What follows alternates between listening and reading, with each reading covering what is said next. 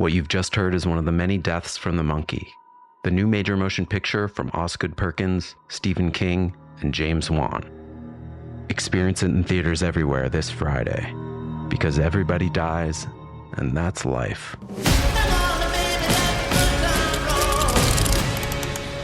Let's have some fun. Hey everyone, and welcome back to Big Mad True Crime, where we get big mad over true crime. I'm your host, Heather Ashley, and today's episode of In the News, we'll be talking about the disappearance of Nicola Bulley out of St. Michael's in the UK. I'm going to do my best to pronounce everything correctly. My American accent is working its hardest. So if you're from the UK and surrounding areas, please know that I am doing my best. We'll also be talking about Nicola in the past tense due to the fact that she's missing, but let me be extremely clear, she is only missing. With all that said, small talk sucks, so let's dive in.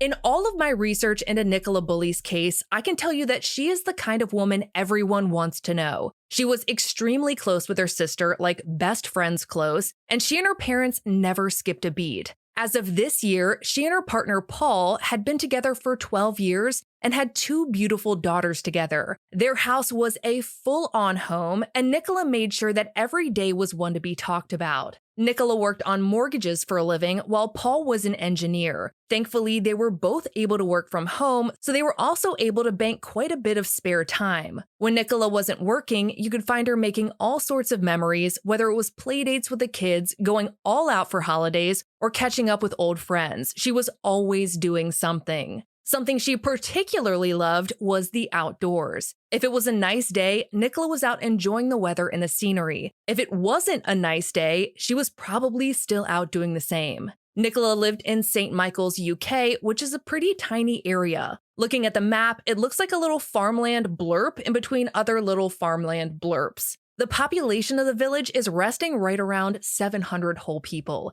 Everyone knows everyone, and on the off chance you don't know someone, you know someone else who knows that person. News travels fast in a village like that, and it didn't take long for news to spread that one of their own was missing.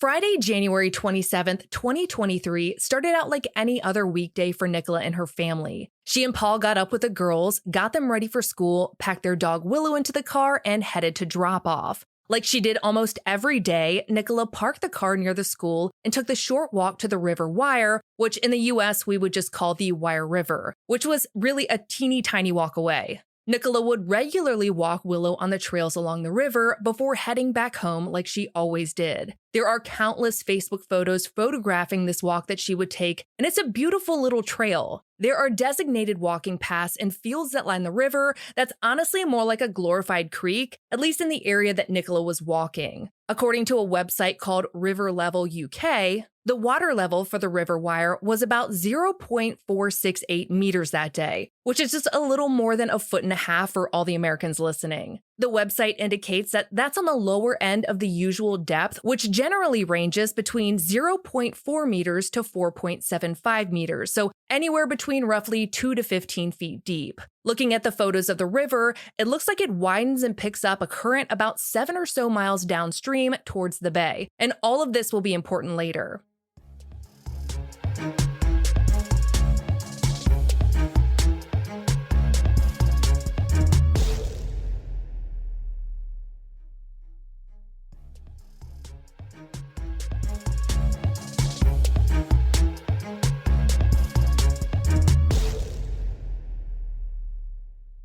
The path Nicola would walk Willow along was one that was used pretty much all day, every day, by other people walking their dogs, people wanting to do a little fishing, and bikers. It was a quiet but relatively busy trail, and because of that, we have a timeline of the time Nicola spent there. According to a press conference posted by Sky News, a witness saw Nicola at 8:43 a.m. walking towards the Iron Bridge. The Iron Bridge is exactly what it sounds like, and it's a tiny walking bridge that leads to the rest of the trail. 4 minutes after being seen by the Iron Bridge, Nicola is seen again on the lower field with both Willow and her cell phone. 3 minutes after that, at 8:50 a.m., the Daily Mail reports that she ran into a couple of people walking a dog. They recognized each other, so they laughed and joked for a minute while their dogs played, and then both parties moved along. At 8:53 a.m., Nicola used her cell phone to shoot off an email to her boss. 4 minutes after that, LBC reports that she sent a friend a text to set up a play date between their daughters. They planned on taking all the girls out for tea. At 9:01 a.m., Nicola logged onto a teleconference meeting through her phone. Her camera and her mic were both turned off, but that wasn't weird since this was a meeting with a metric butt ton of people in it, and she honestly didn't really need to do much other than listen to what was being said.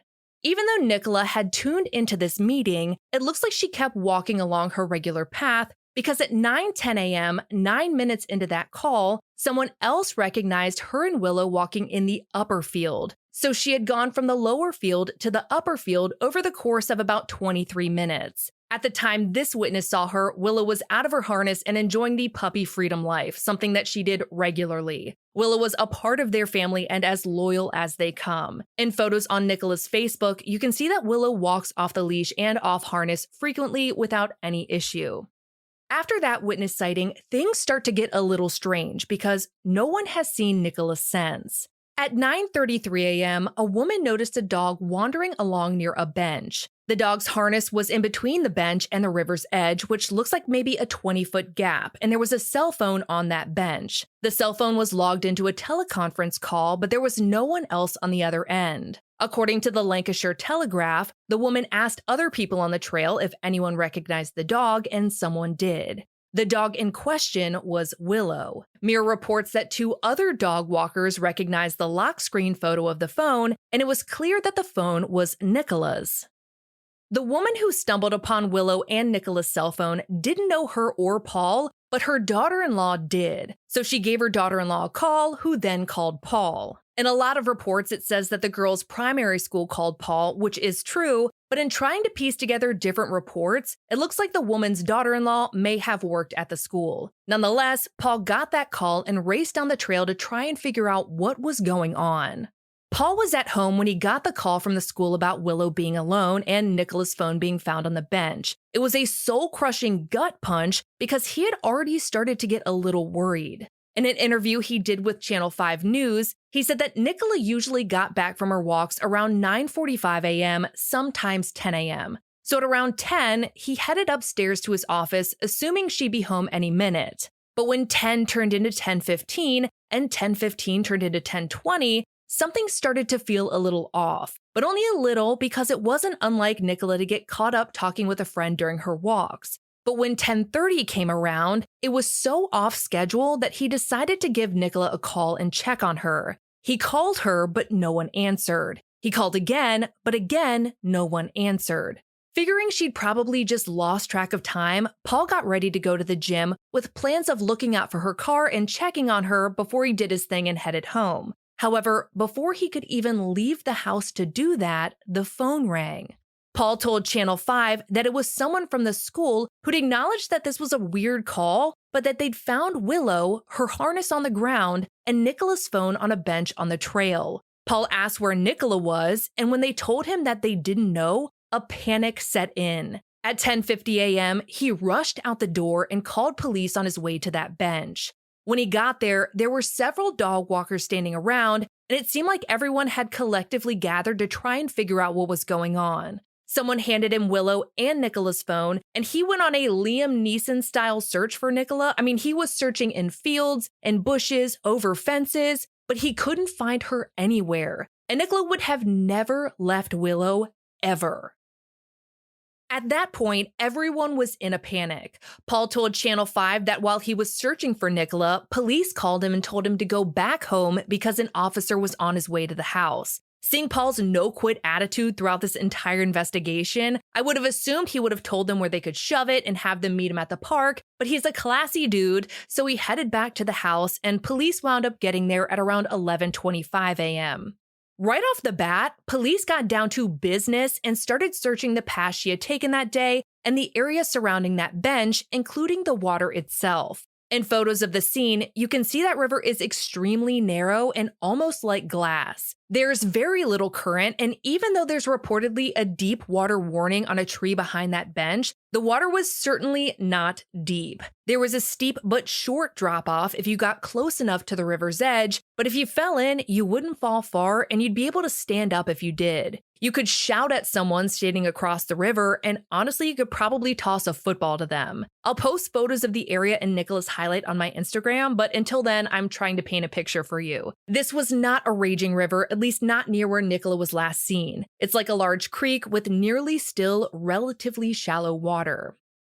The day of Nicola's disappearance began one of the most thorough water searches I have ever seen. And I know I say that a lot at this point, but I'll be damned if they didn't go full steam ahead. They searched for 8 hours straight from around noon to 8 p.m. and pulled out all of these stops. They brought out search dogs, dogs in boats on the riverbank where she went missing. The Coast Guard was called in, other departments were called in, Lancashire Search and Rescue went to work along with a mountain rescue team. They searched roughly 1 mile upstream and 3 miles downstream. Posters with her information were pinned to everything you could find along the trails, and locals started forming their own search groups as well. The sheer number of people committed to finding Nicola within hours of her disappearance was unlike anything I had ever seen, and I'm talking the number would make up like 1/5 of the village's entire population. Unfortunately, as hard as they searched, they didn't find a single trace of Nicola anywhere. With that being said, what they didn't find was also worth mentioning.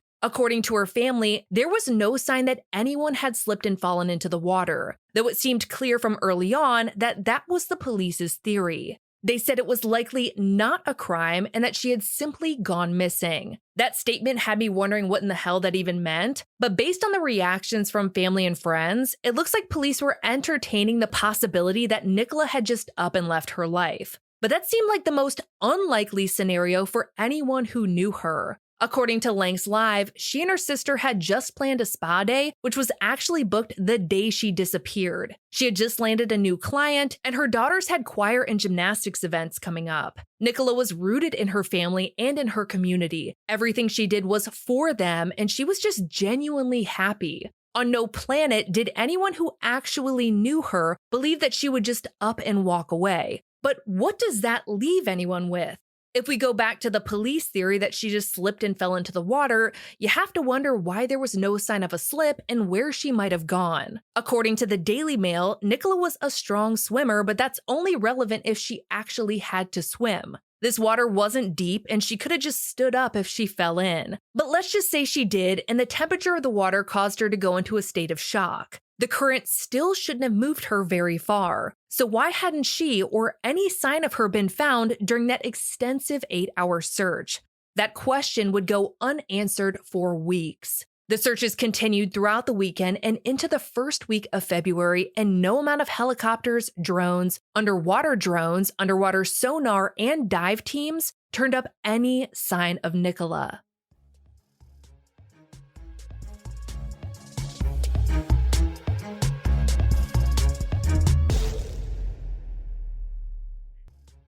Ladies and gentlemen, we are now boarding Group A. Please have your boarding passes ready to scan. If your phone is cracked, old, or was chewed up by your Chihuahua travel companion, please refrain from holding up the line. Instead, go to Verizon and trade in any phone in any condition from one of their top brands for the new Samsung Galaxy S25 Plus with Galaxy AI, and a watch and tab on any plan. Only on Verizon. With new line on my plan. Service plan required for watch and tab. Additional terms apply. See Verizon.com for details.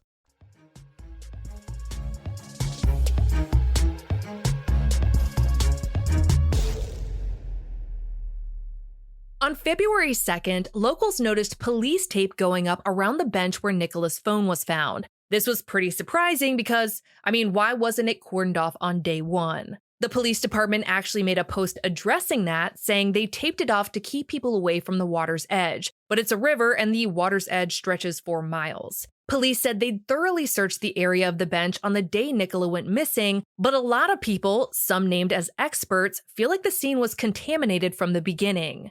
We know that when you find evidence, you're not supposed to touch it, but I don't think anyone even considered that Willow, the bench, or Nicola's phone would be evidence until time told a different story. There were people walking all around the area, and I saw several reports discussing people who had gone back into the area to search on their own.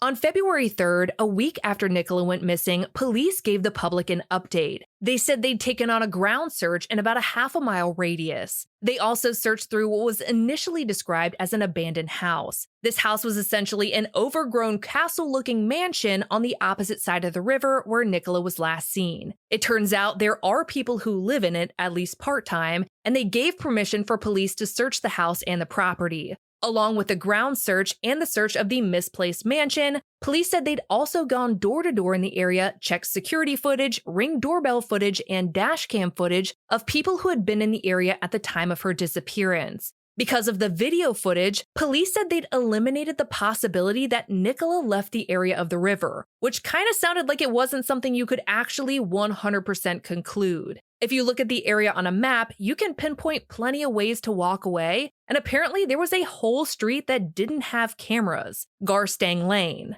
At a press conference, a reporter told the superintendent that just because no one saw her leave through the Garstang entrance or exit, it doesn't mean that she didn't. The superintendent admitted that it was a possibility, and there we were back at square one, where it feels like nothing means anything, and though this search was undoubtedly thorough to the nth degree, they're no closer to finding Nicola than they were the day she disappeared. It also posed the question as to whether or not police had spent too much time focusing on the river and not enough time investigating other possibilities, like if someone had done something to Nicola. Initially, police were focusing on the 10 minutes between 9:10 a.m. and 9:20 a.m., but after all of this, Wales Online reported that they were looking into the 2 hours between when she was last seen and when police were notified of her disappearance. And I don't know why I got the petty vibe when I heard that comment, but those 2 hours are widely accounted for when it comes to the people who found her phone, the school, and Paul's morning up until the time he got that call. The comment doesn't seem to have led to anything, and I haven't heard it mentioned again since. While law enforcement continued their search along the river, including special dive teams that were brought in, witnesses started coming forward about strange and unusual activity on the day Nicola disappeared. One woman who rented a barn near the area told The Sun that a tatty red van was parked outside of it that day. For the Americans listening to this, a tatty red van would roughly translate to a busted old red van. The woman said she used the barn to store wood, which she sells as firewood. She told The Sun that there would be no reason for anyone to park there without her permission unless they were up to no good. She contacted police about it as soon as she heard Nicola was missing. Along with the busted old red van sighting, a witness told The Sun that they had seen two men acting suspiciously the day before Nicola went missing. I know we're talking about the day before, but just hear me out. He says he saw the two men outside of a local church at 7:45 a.m. the morning before she disappeared, and that they were carrying fishing rods, wearing hats or hoods, and appeared to be making an attempt to cover their faces. It wasn't until the following morning that things got really weird. The witness says that on the day of Nicola's disappearance, he saw one of those men walking in the vicinity of her route. He said he contacted police about it, but didn't hear back from them for 9 days. It has been nearly 3 weeks since Nicola disappeared. The river has been searched at least 3 times, according to The Sun, and the searches have expanded all the way out of the river, into the bay, and into the sea. Absolutely none of those searches has resulted in any sign of her, not even her car keys, which her husband says would have been in her coat pocket. The family and all searchers have praised the Lancashire Police Department for their search efforts and communication, but there's still lingering concerns that they may have been looking in the wrong direction and maybe for too long. As of now, nothing seems to have been ruled out.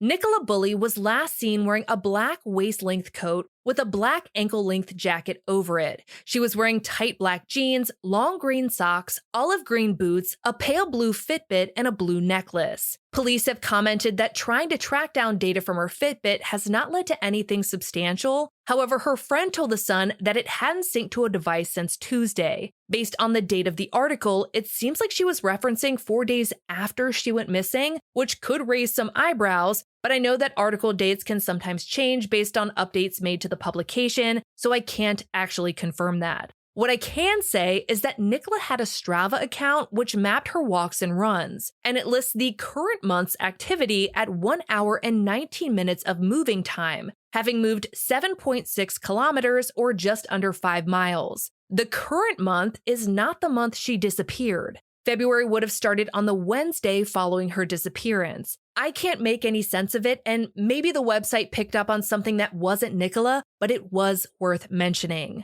The search for Nicola Bulley is still ongoing. If you have any information, please contact the Lancashire Police Department at +44 1772 614 444. You can follow her case on the Lancashire Police Facebook page in the Finding Nicola Bulley Facebook group or on nicolabulley.missingappeal.co.uk. I'll post the contact information and the links in her highlight. For all photos pertaining to this case, check out Nicola's highlight at the top of my Instagram profile at the Heather Ashley. To get access to ad-free and bonus episodes, subscribe to our Apple Premium or head over to our Patreon at patreon.com/BigMadTrueCrime, where for just $1 whole a month, your episodes are totally ad-free. If you love the podcast, feel free to leave a review. I absolutely love it when you do. And if you have a case that you would like to hear covered, share it with Big Mad True Crime on social media because all cases are covered by listener request. I'll be bringing you a brand new case next week, and I cannot wait. But until then, we out.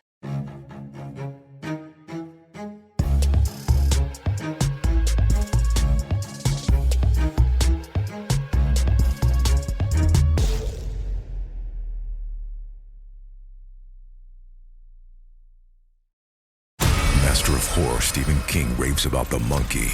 You've never seen anything like it. It's insane. The monkey that likes killing our family, it's back. Critics are calling it the most fun horror movie in years. It's a bloody, bloody, bloody fun time. Dad, I'm scared. I know. From producer James Wan and Longlegs writer-director Osgood Perkins comes the horror movie event of the year, The Monkey. Rated R. Now playing in theaters.